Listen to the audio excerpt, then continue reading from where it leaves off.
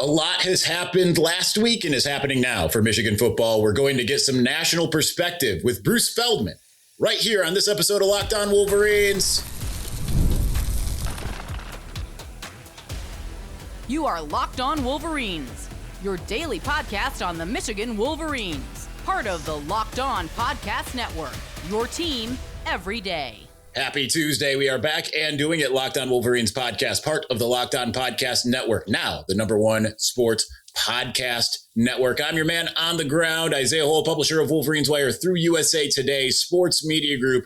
Over there, we've got Fox analyst and the stellar college football insider, the penultimate's not the right word, but you know what I mean, the ultimate, not the penultimate.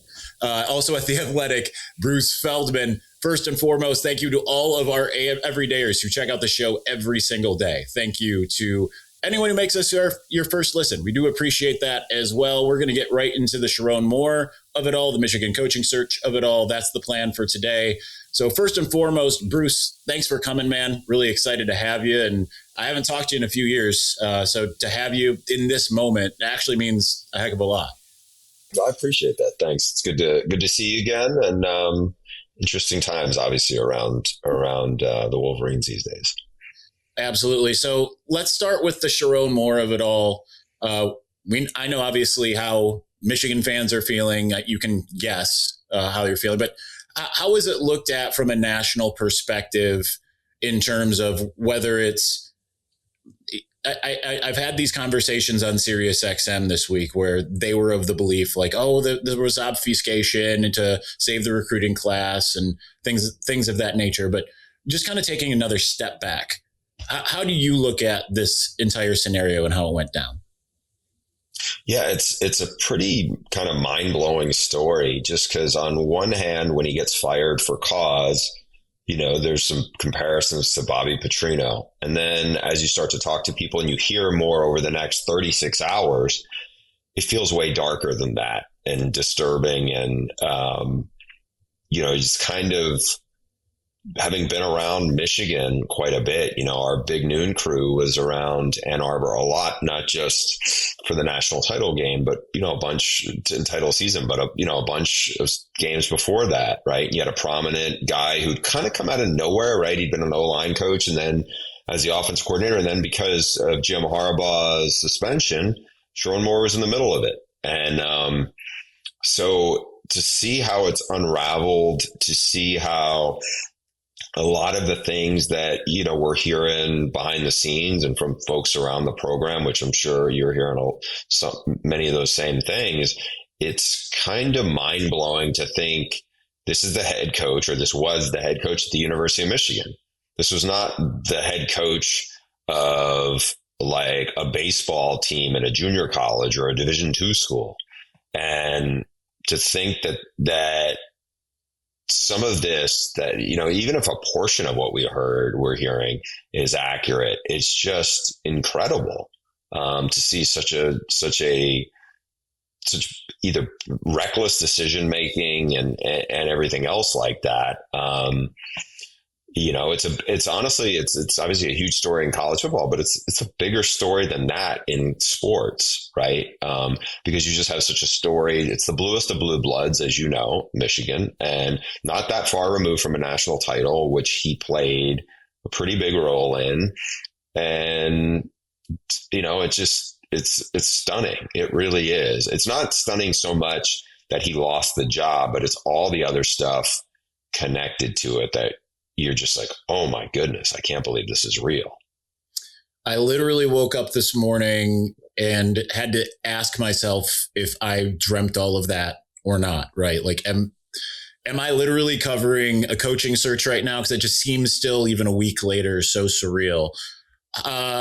Before we transition into candidates and everything for that Michigan job, I'm just curious, just in general, how do you, like you just mentioned, Michigan is the bluest of blue bloods.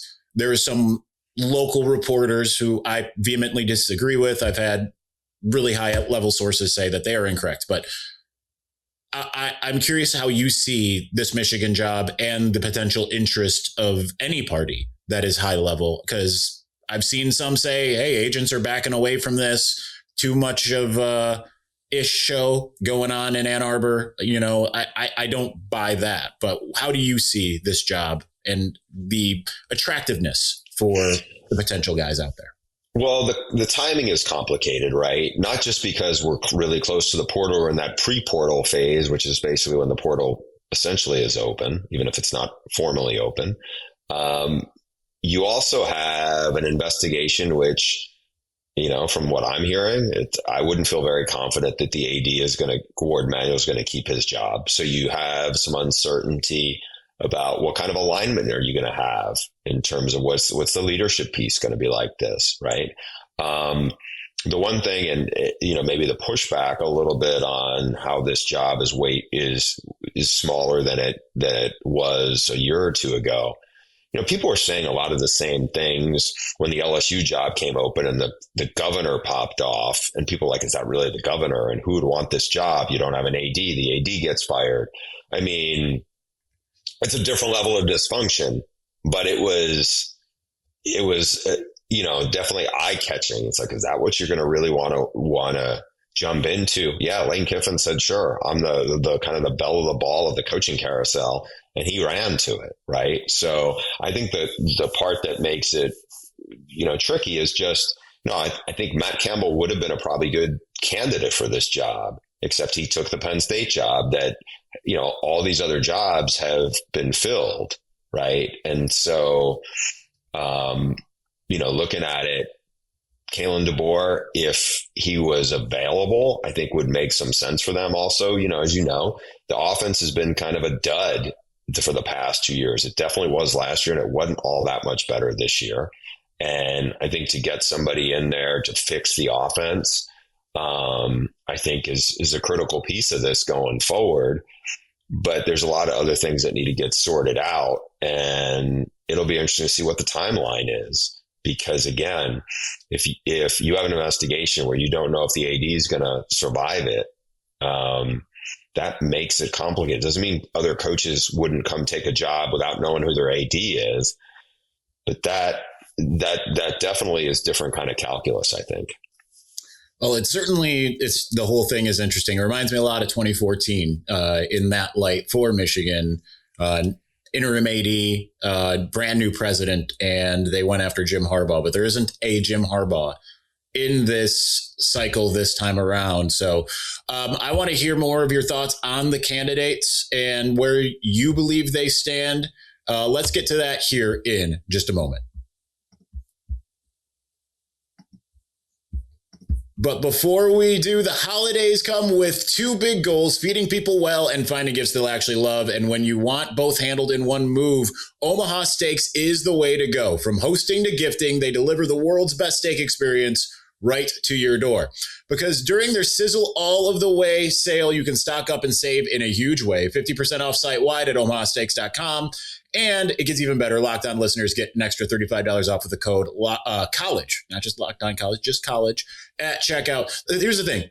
I love how easy this is to give. Shows up frozen, packed beautifully, ready to cook. Steaks are perfectly aged and insanely tender. It's restaurant level at home with so many options: fillets, burgers, comfort meals, sides, and desserts. You've got all of the options available for anyone. Holiday magic made easy. Order by 6 p.m. Eastern and it ships the next day. So save big on gourmet gifts and more holiday favorites with Omaha Steaks. Visit omahasteaks.com for 50% off site-wide during their Sizzle All the Way sale. And for an extra $35 off, use the promo code college at checkout. Terms apply. See the site for details. That's omahasteaks.com, code college. Thank you for making Locked On Wolverines your first listen of the day, and thank you for making Locked On the #1 sports podcast network. You already live your team every day. Now take it up a level and go ad-free. Join the Everydayer Club today and get Locked On Wolverines with zero interruptions. Members only Discord access and a heck of a lot more. It's just $5 a month or $50 a year. Go to lockedonwolverines.supercast.com or check the link in the show notes to learn more. We are here with Bruce Feldman of The Athletic and Fox Sports. You are one of the, I would say, you're probably the first person that I believe, if you put it out there, and you're in a peer group of very few.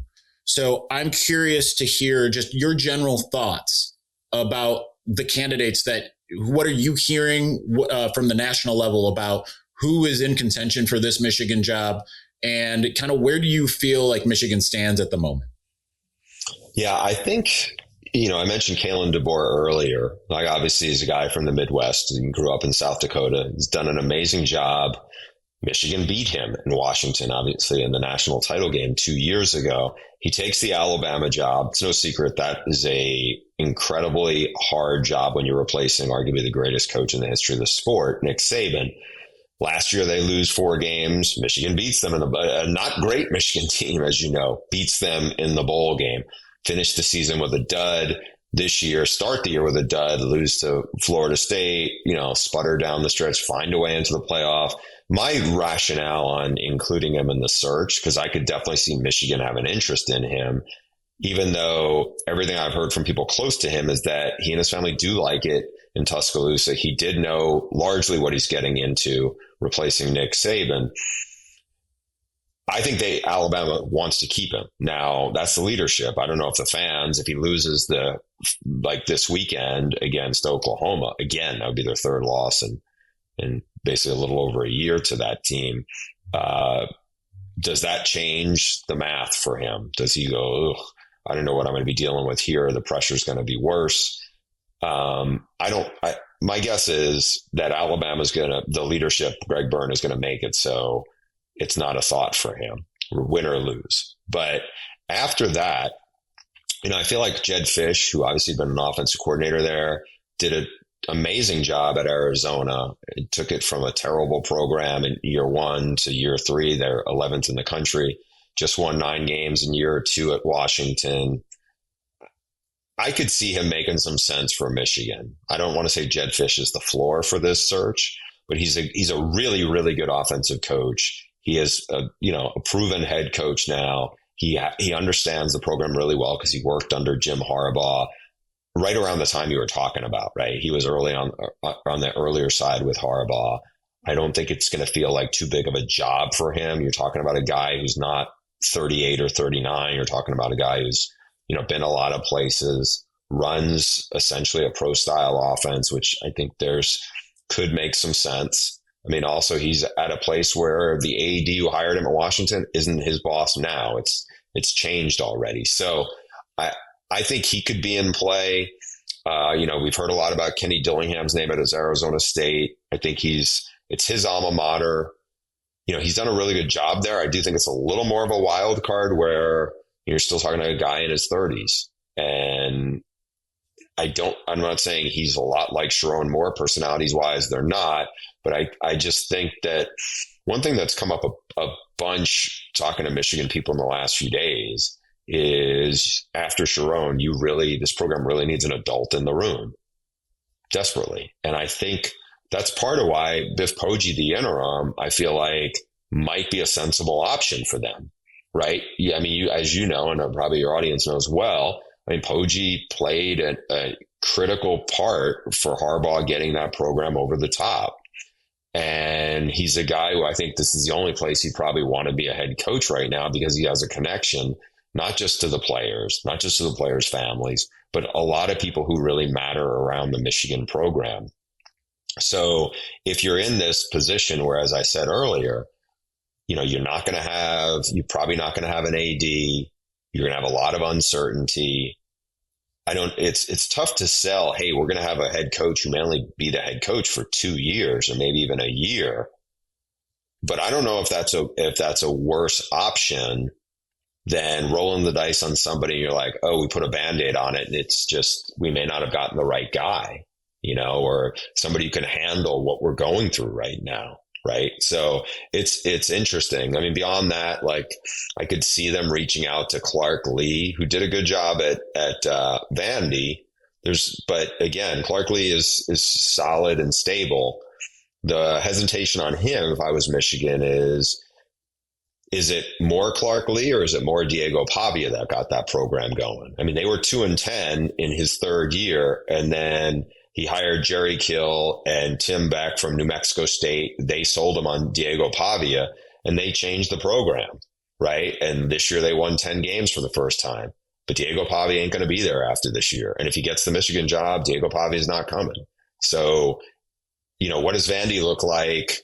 What does life after Pavia look like for that program? Because it didn't look great till he got there.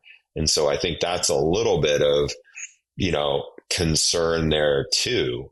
And there's no easy answers if you're Michigan right now of those. I'm interested to see what direction they end up going in.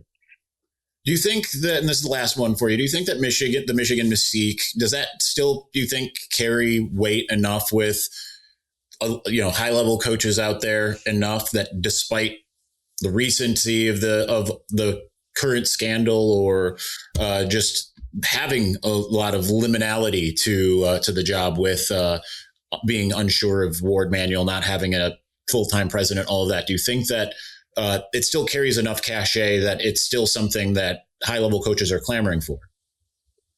I think it does. And I definitely think we're going to find out because, again, they may come to the realization, you know what, right now, it doesn't behoove us to just take a gamble on somebody we're not really sure of, right? Like, if you told me Kalen DeBoer wanted the job, I'd be like, okay, that's kind of a no-brainer.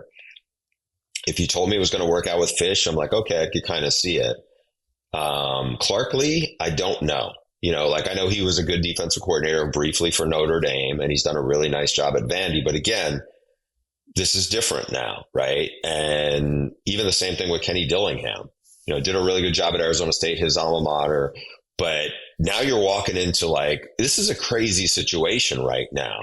Because as nutty as the stuff is all swirling around the Sherrone Moore situation, as you know, there's been a lot of other drama that has happened inside, Michigan athletics. And so who's gonna jump into the middle of that, and who's gonna be solid enough that they can manage it and thrive in that, and that people will trust them and not run from it? Because again, I think the more you hear, I think the players have kind of, really gotten twisted in knots over some of the stuff that has happened with this athletic program.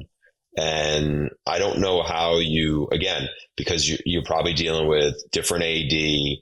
I don't know, I could see people being attracted to the job and good coaches being attracted to the job, but do you ultimately say, hey, this is the move I'm going to make? Because I don't think you go into these saying, all right, if it doesn't work out, I'm going to leave here in a year or two, right? If you're Kalen DeBoer, again, I don't think he's going to end up being the guy. I think Alabama will make it clear that they really do want him there. But after that, again, I think it's a big roll of the dice what they end up with.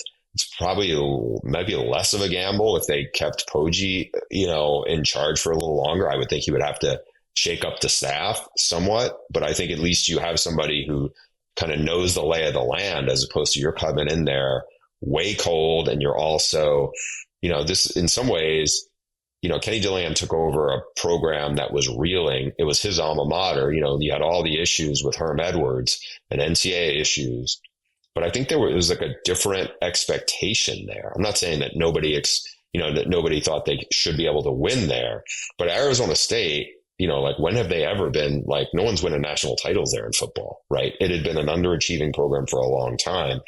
Whereas this program, we know who their arch rival is. We know, but it does have a ton of money, right? And that can attract people, and you have a ton of money to resources to get talent. And I think it's just now the question is, who do you have that can clean up some of the mess, and as I said, kind of be the adult in the room, because that seems like it had been lacking for a while. That's Bruce Feldman. Thank you, man. I appreciate you coming on and giving your insight. It's always good to kind of keep ourselves grounded here, because being, as sometimes being a little too close to the situation can jade things up a little bit. So definitely appreciate your insight. Thanks for coming on, man. Thanks, Isaiah. Great talking to you, and I appreciate the kind words. It's Bruce Feldman. Very much appreciate him coming on. I don't think he's been on this show. I've had videos with him, interviews with him on Wolverines Wire. I think it even started all the way back when I was at 24/7 Sports. Love all the Fox guys. We don't see him as much as we see some of the others, but I want to react to some of his things, some other news that, maybe he's not as privy to has come to light more just kind of locally. So let's get to the other side of the story here in just a moment. But before we do, the World Cup is coming back to North America for the first time since 1994, and with 48 teams for the first time ever, it's going to be massive. Forgot to do this. There we go. It's going to be massive. But let's be honest, getting tickets is usually the hardest part, and that's why Game Time, the app, is clutch, finally giving fans a real advantage when it comes to snagging seats. With Game Time, you can track price drops in real time, get alerts when great seats open, and buy tickets the moment that they hit the app. It puts the power back in your hands and makes going to the World Cup realistic instead of impossible. You pull up the app, the layout makes it so simple to scroll through matchups and compare seat views. Pick a game, tap a section, and you'll have your tickets locked in within minutes. No confusion, no hunting for fine print. The seat view feature is a game changer. You literally see what the pitch looks like from your exact seat before you buy. So take the guesswork out of buying tickets at the World Cup, with every match, concert, and event also available with Game Time. Download the Game Time app, create an account, use the code LOCKEDONCollege for $20 off your first purchase. Terms apply. Again, you download the app, make an account, use the code LOCKEDONCollege for $20 off. Swipe, tap, ticket, go. Game Time.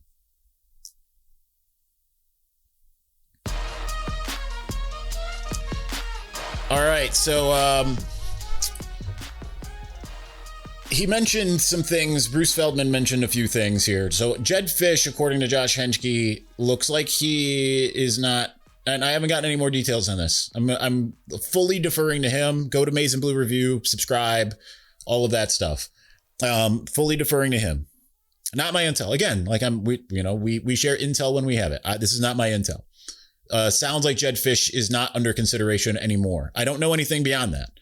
But that will be interesting to find out more about that, if there is more to get about that. But he's doing great work over there, as is Chris Ballas at the Wolverine. I think just get subscribed to On3. I think that they're the best.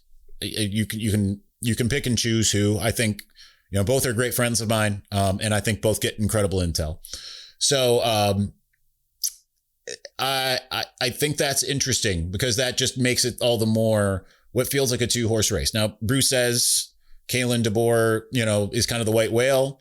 I agree. The maturity is a big reason why I would want Kalen DeBoer. He's got the track record, like something like 123-17 is his record. I'm trying to go off the top of my head. I think it's something like that.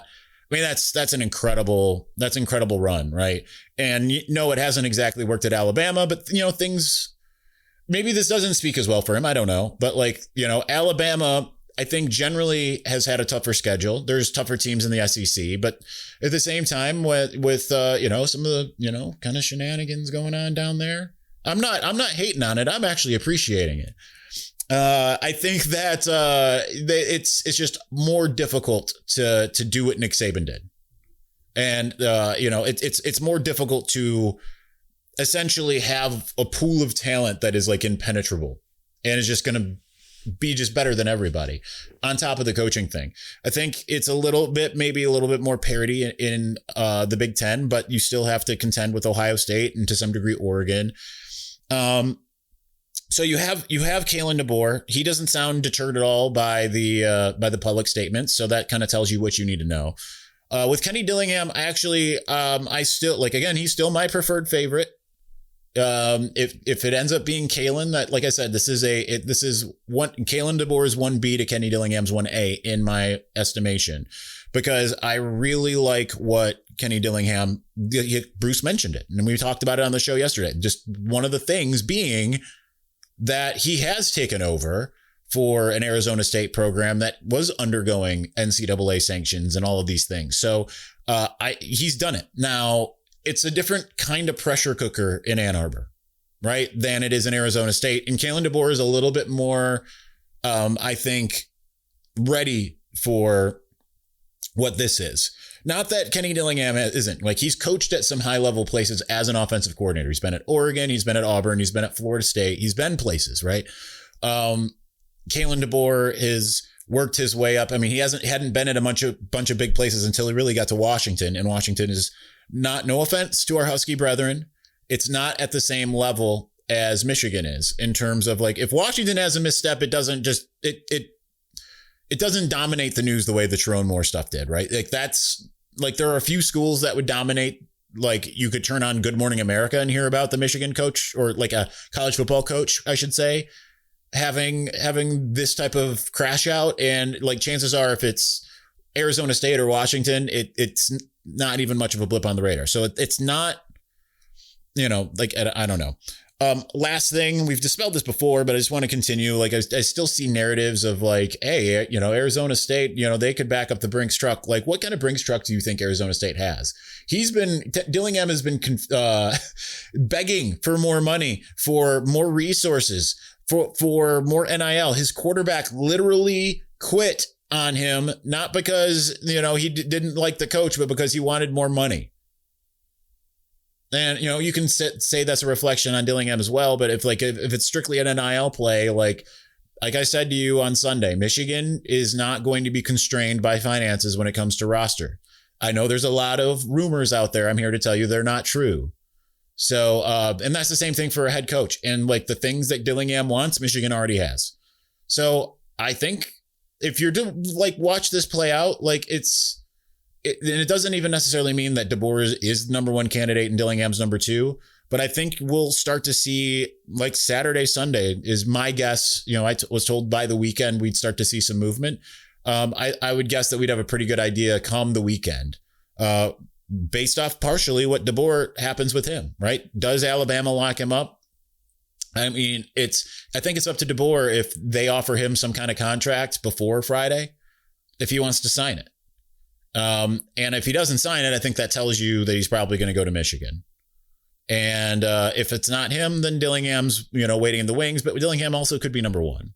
And Michigan's just trying to see like what are our options right here. We don't want to go forth with, feeling like our hand is tied behind our back in any shape or form. Like we want the best one that we can get at this moment and set ourselves up for success. So that's where I'm at with it. All right, that's going to do it for us today. Thanks to Bruce Feldman. And thanks to Sammy Steinlight for pitching him to come on here. He's been a great friend of the program. So that's going to do it for us today. Thanks for watching. Thanks for listening. Peace.